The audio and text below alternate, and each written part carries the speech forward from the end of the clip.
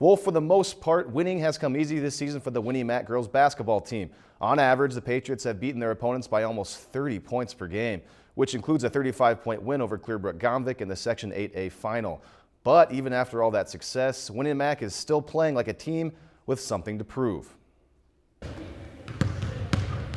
The girls have a little bit of a chip on their shoulder. They haven't gotten the respect they thought they deserved all year.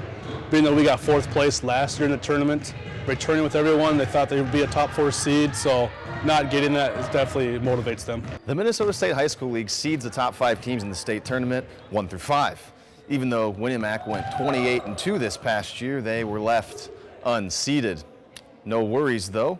The Patriots just use that as even more motivation. People kind of look down on us because they think, northern team, they're not used to this metro style of basketball, but I think it gives us, something to work for, just to prove ourselves down there and prove we're just as good and able to play with those girls too. The Patriots proved they belonged on the big stage last season when they reached the state semifinals.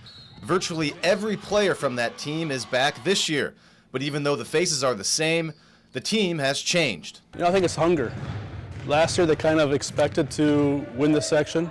This year it was more, the target was on their back, so they knew they were going to have to fight harder, so they actually went out and played harder. The fact that we got to the state tournament was a huge accomplishment, and winning our first game was an even bigger one. And coming back this year knowing that we could do the same thing, I think that's probably what drives us more, is knowing that we have that ability and potential to get farther than we did last year. The Patriots are used to winning easy, but they know it won't be simple in the state tournament.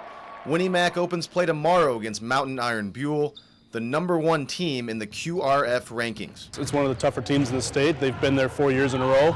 They got a lot of great talent, but we know they're beatable. We've seen them play a couple times, and the girls are anxious to get out there and prove it.